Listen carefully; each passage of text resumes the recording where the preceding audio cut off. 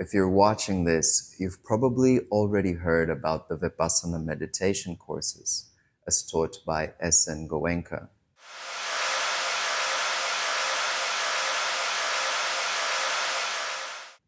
10 days of silence, no phone, no books, no journal, no music, just living like a monk or a nun would, and sitting for over 10 hours a day, practicing one particular meditation technique. To some people, that sounds very intimidating, and to others, it's exactly what piques their interest. So, in this video, I want to break this down properly. The structure, the method of the course, the big takeaways, and the tension. The tension that doesn't get talked about enough. Finally, I'll give some recommendations for anyone planning on their next sit. Stick around because they're good for both new and seasoned meditators. A little bit of background before we get into it. I've sat through 6 of these courses now. 4 10-day courses, 1 Satipatthana course, this is for old students only, and 1 shorter 3-day course. I want to be clear, this doesn't make me an authority in this method at all, but I have practiced and I have been to a few of them to notice the common denominator in all of these courses, from the structure to what the students say after the course. One more thing, a quick disclaimer. Everything I say today, especially the more critical, it's only my opinion, my take on it, based on my experiences. If you're a long-time Goenka student or a strict practitioner, you might disagree with parts of this, and that's completely fair.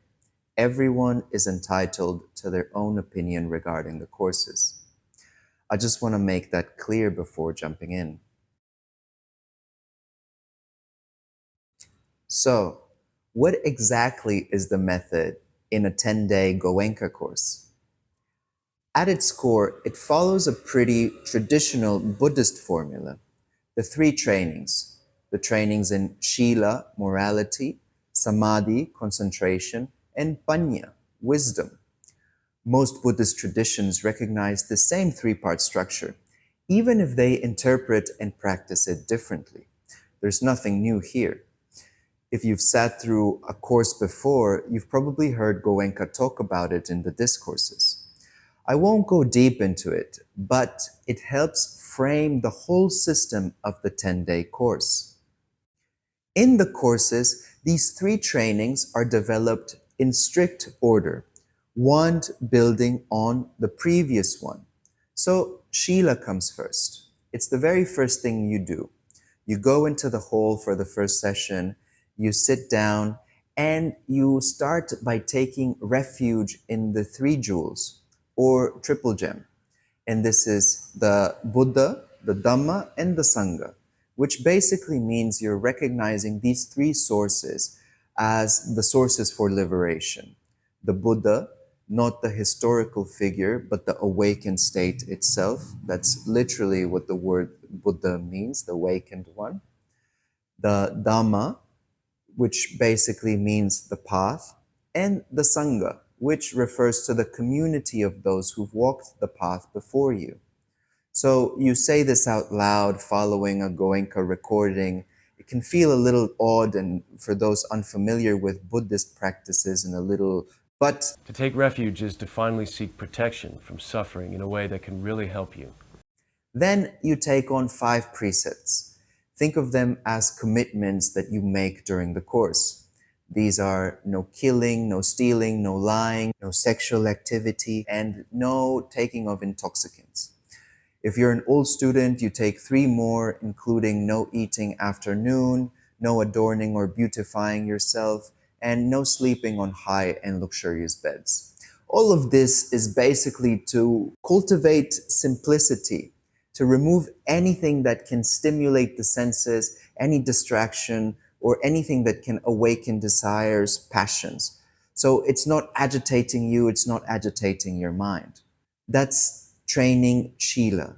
That is establishing the moral foundation for the course. For 10 days, you're basically committing to live by a similar code that monks or nuns do, in a space that's actually set up to support you that way.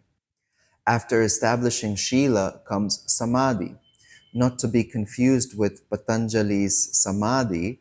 In general Buddhist terms, this just means concentration, and it's built through Anapana. Anapana just refers to watching the natural flow of the breath. So for the first 3 days or so, that's the entire practice. You start by observing the breath in this whole triangular area around your nose. And day by day, that area starts to narrow until by day 3, you're observing the breath in this small area, right between your nostrils and your upper lip. As you narrow the area, your concentration becomes sharper, more sensitive. I know that breath meditation sounds almost too simple, but if you've tried it, you already know that your attention is usually fickle and feeble. Your attention is not just watching the breath for the whole session. It's constantly jumping from one thought to another, and so on. Kind of like scrolling through your phone, going through one to the next to the next. At this stage, the practice is simply to bring your attention back to the breath, bringing the attention back to the breath, training the attention itself, which, let's be honest, has suffered tremendously in this age of infinite scroll. Now, as dull and as simple as that sounds, Anapana is what builds the concentration that you actually need for what comes next. Goenka calls it the preparation for entering the field of Panya, wisdom, which is the last of those 3. This is where Vipassana comes in. Here, instead of watching just one small point, you start moving your attention through the entire body, part by part, piece by piece, as Goenka puts it. And you're just objectively noting whatever is there, any sensation that arises.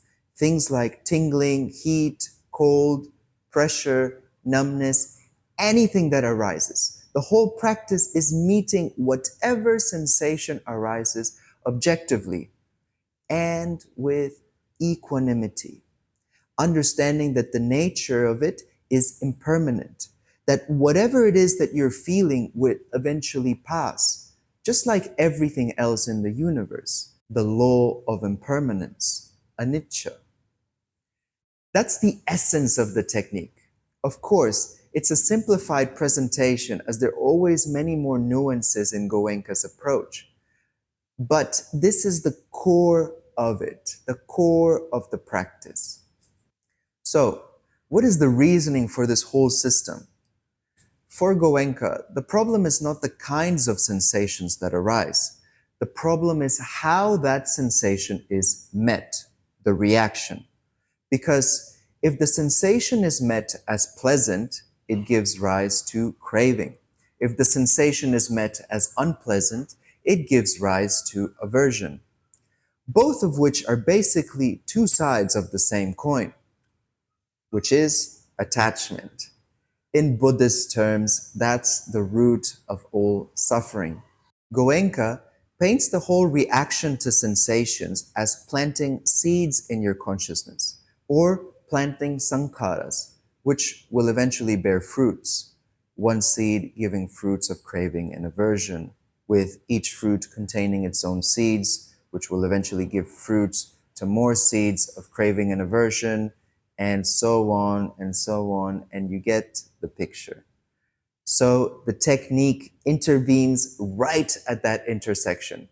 You stay equanimous at the level of sensation, without craving, without aversion, and you're stopping the habitual reaction of the mind. You stop feeding those sankharas. So they die off, and you essentially stop planting new ones. That's the actual mechanism. Not energy, not anything mystical. You're simply training your reaction at the most basic level there is. Naturally, a lot comes up during this process. Old pain in the body, old memories, stuff you thought you'd never revisit again, which in a way is the whole point. You're putting all of this attention inward and just watching what arises. Turning that attention inward is what gives everything else the space to come up in the first place. That's why Goenka calls it a deep surgical operation on the mind. And when you're doing a deep surgical operation on the mind, by the 10th day, in Goenka's words, you need some balm for that surgical wound.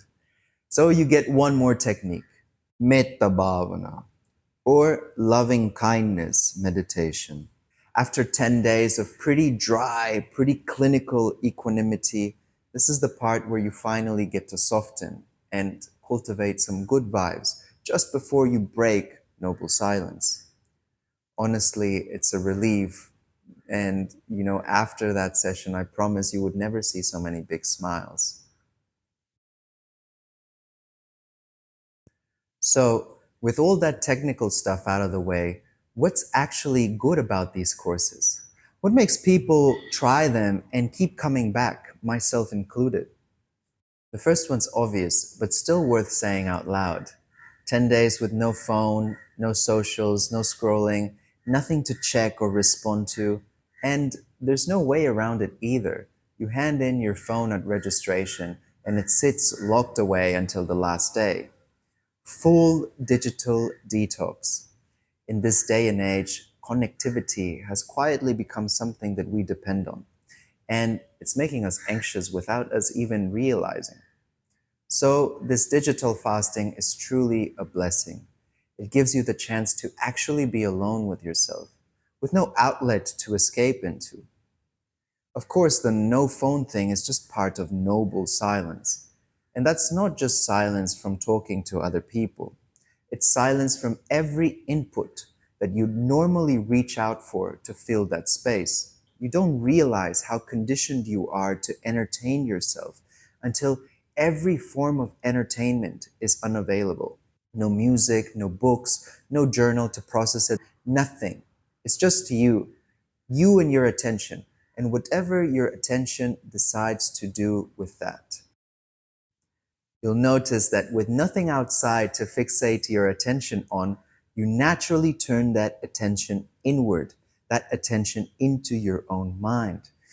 So you will play old memories, you will play future scenarios, you'll count the days that are left, you'll plan on what to do afterwards, you'll do anything with your attention, with your mind, anything but just sit still. If you've sat a course before, you already know this. Just because there are no distractions doesn't mean that your mind will be at peace. If anything, it can feel like the mind gets louder. And sometimes it can feel like you're fighting yourself. But all of this teaches, or it should teach you, that it's not about arguing with your mind or trying to control it. It's not a fight against yourself. The mind here is not the enemy. It's like a child that you've neglected for a long time, and you're finally giving the time, finally giving the attention to nurture it. You're not trying to fix it, you're not trying to give it advice, you're just being with it, sitting with it, meeting it. You're just becoming familiar with it. That's the only way.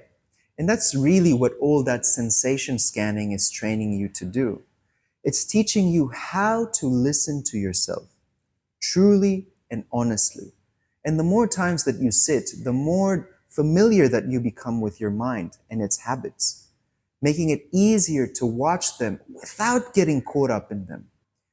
Of course, this is only a theoretical description that some might relate to, but those who haven't would only understand through experience. One more thing that's important to point out before we get into the more critical stuff, and that is that there is no cost for participating in these courses. There's no charge for the teaching, no charge for the food or the accommodation, zero. The entire thing runs on donations, all from past students who got something out of the course and decided to allow the next person to come and sit the course. Nobody's asking you to donate. On the 10th day, you decide on your own. There's no pressure, no obligation. That's simply how Goenka set up the whole system. And honestly, that's extremely rare these days. I can't stress that enough. It's a genuinely rare thing, and I'm truly, truly grateful that that exists. However, for all of this, there is one condition. The only thing that's actually asked for you. For those 10 days, the only thing that's asked for you is that you commit fully, that you follow every rule, that you follow every instruction, and you commit to the system exactly as Goenka laid it out. That's the trade-off. You get access to these 10 days, to the technique, in exchange for your whole commitment. The whole thing is entirely in their code of discipline. And this is worth keeping in mind for this next section. Okay, quick reminder before we get into this.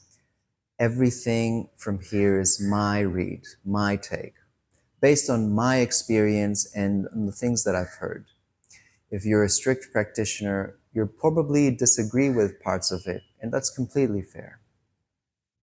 So here's where I actually want to start in this section, because once you see this, I think everything else in this section will make sense. Goenka's whole system has a tangible tension that doesn't get talked about enough. I don't think he set out to build it that way deliberately. I just think it's a product of the structure and its rhetoric. On the first day, he tells you that the entire technique is free from sectarianism. The entire technique is free from sectarianism. He tells you this over and over. He says that Dhamma will not teach sectarianism. When an enlightened person teaches Dhamma, he teaches a universal Dhamma. He will never teach sectarian. He says that blind belief becomes a barrier to the path, that nothing should be imagined or accepted just because the Buddha said so or just because other teachers said so, that you have to experience it, that you have to test it out for yourself. On the path of Dhamma, nothing should be imagined and nothing should be accepted because a Buddha said so or because your teacher says so. You have to experience it. That's all good epistemics. It's exactly what the Buddha said. Don't take my word for it, test it for yourself. I have no problem with that part. But by day 10, you hear that this technique, this lineage is exactly what the Buddha taught in its pure, pristine form, unpolluted. And he repeats it throughout the discourse of that day. Maintained in its pristine purity. The line of teachers who maintained the purity of the technique, a feeling of gratitude to this line of teachers who maintained it in its pristine purity. The technique of Buddha in pristine purity, the technique of Buddha in pristine purity, which maintains this technique in its pristine purity, although with very few people. So he's saying, verify everything for yourself, but he's also saying, this is the pure technique directly taught by the Buddha, and straying away from it has consequences for your own suffering. Those two things don't really sit together. And once you start looking at that contradiction, you start to notice it everywhere, not just in the discourses. You feel it in how the teachers respond day to day. If something intense comes up, and it will, you go to an assistant teacher and you say, this is a lot, I'm feeling this everywhere, I'm feeling this here, what does this mean? And they will respond, in my experience, very often with the same version of this exact answer. They'll respond with, that's the process working, that's old sankhara surfacing, stay equanimous, keep practicing. You ask about a different technique or try to build some similarities between traditions for your understanding, and you get redirected once again. Come back to sensation, come back to equanimity, back to sensation, back to equanimity. Now, for a system that's built on verify through your own experience, there's remarkably little room for your experience to actually mean something other than what the system says it means. You also feel it in the standardization. Every discourse, every course, everywhere in the world, the same recorded videos from 1991. The same guy, same words. There's very little adaptation for who's actually in the room. For 10 days, the only voices interpreting your experience for you are his and his assistant teachers. And you feel it in the community too, which honestly surprised me more than the teachers did. In my experience, you talk to an old student, you talk to old students after the course, and you'll often hear them reinforcing the same rhetoric. If you bring up something valuable that you found in a different practice, it'll be brushed away or brushed off as lower or incompatible. They'll repeat it to you. They'll tell you with real conviction that Goenka's method is the pure method, the unchanged method, exactly as the Buddha taught it, which can feel like a pretty solid defense against any criticism. That's it, until you look at the actual history. I made an entire video tracing that history, how the word Vipassana has been understood differently across 2,500 years of Buddhist tradition, long before Goenka. I'll link that in the description. But what history actually tells us is that this is not some single unbroken transmission straight from the Buddha's mouth. It's just one interpretation among several developed within Buddhist traditions, which doesn't make it less valuable, but saying that it's pure, pristine, and unchanged, it overstates what the history actually supports. And it's not just me noticing this. Daniel Stewart, a scholar of Buddhism who also wrote a biography on Goenka, talks about this exact tension in a podcast by Insight Myanmar. I'll leave the link in the description also for anyone that's interested. It's actually a really good podcast. I don't think any of this is deliberate manipulation. I think it's what happens when you have a systematized system with very definite rhetoric. But it is what it is. So if you're someone who strongly reacts to that kind of language, that's worth knowing before you sign up for 10 days. Now, I want to be clear about something before we move on. This might be the product of the institution more than the method itself. I've actually found the method and the practice quite meaningful, and I'm genuinely grateful for it. I'm not debating whether there's real benefit to it. I still practice it myself. What I'm wary of isn't the technique. It's everything that's built up around it. So, knowing all of this, how do you actually go into one of these courses prepared? Let's start with the body, because this is what is not talked about enough. The instructions and the discourses, they barely touch on posture. Goenka does say that keeping the spine straight will be helpful further on in your practice, but that's about it. If you ask any first-timer, after the course, they'll certainly mention some pain in some part of the body, whether that's their back, their knees, their shoulders, ankles, the neck. The truth is that a poor sitting position can reinforce negative habits of the physical body.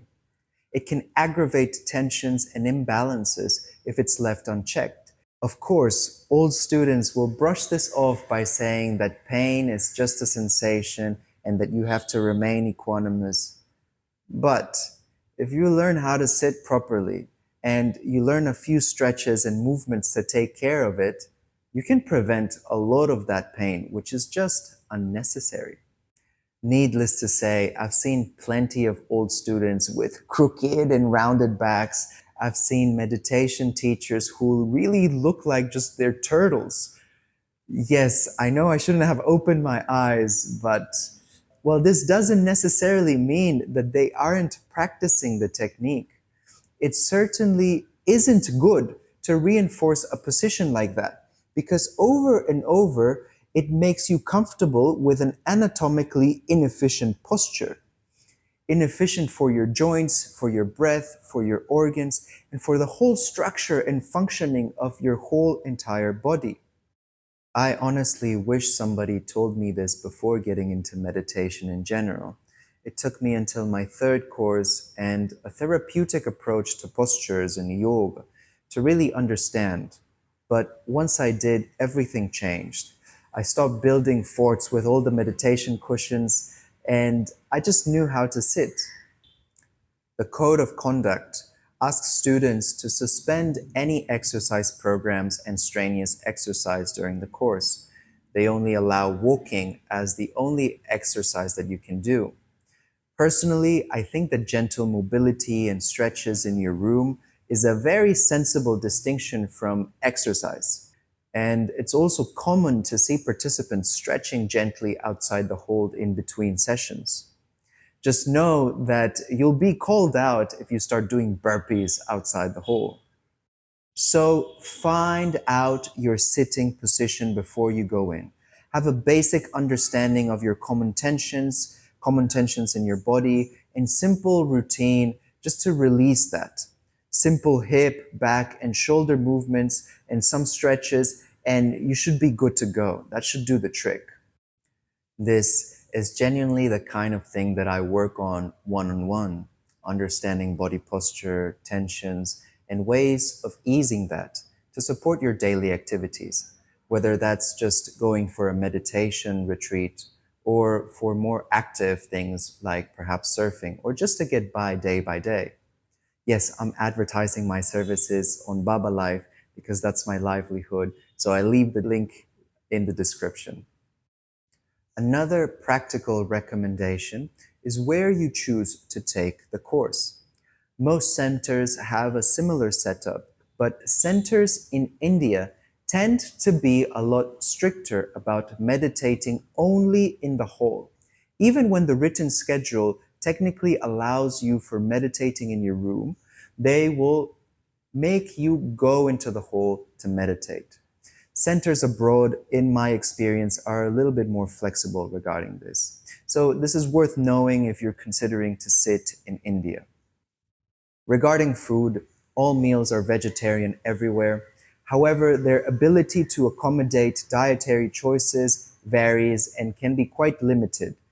Remember, it's all based on donations, so you get whatever is there most of the time. The last thing, and I really mean this, is to be honest on the application. It asks about drug and alcohol use, mental health history, the relationship with your parents, whether you practice anything else. That's not just the bureaucracy, the system. If you've got an active dependency on anything, going cold turkey inside a meditation retreat is not really the place to detox. That can genuinely do more harm than good. Also, it's important to point out that the course is not a clinical retreat and it's not a substitute for psychiatric treatment. The website literally says that Vipassana meditation is not a substitute for medical or psychiatric treatment, and we do not recommend it for people with significant mental health issues. So take your time and read their whole code of discipline carefully, so you know, with everything we just talked about, exactly what you're agreeing to when you say yes to that 10-day course.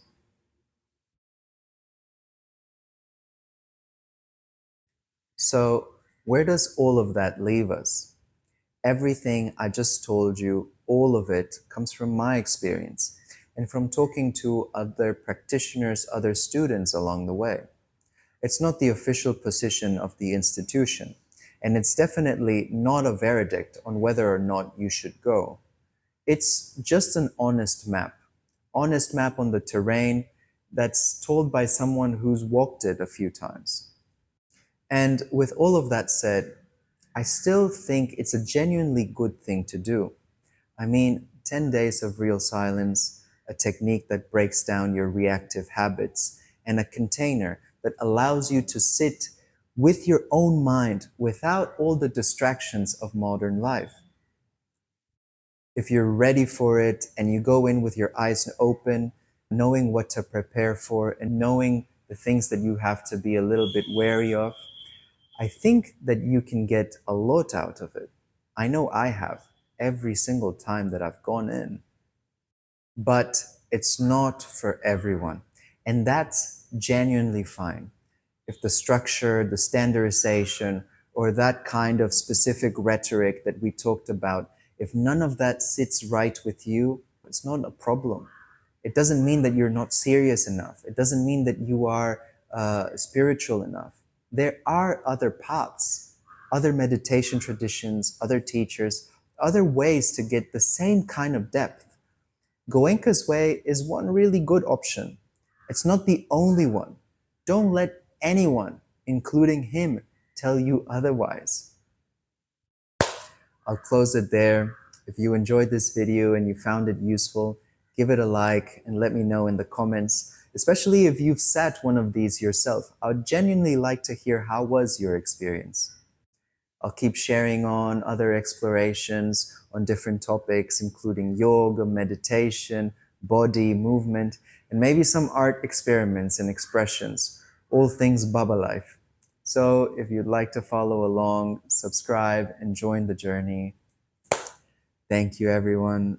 May we all find true freedom. May we all be happy, truly happy, and in peace. Thank you and see you next time.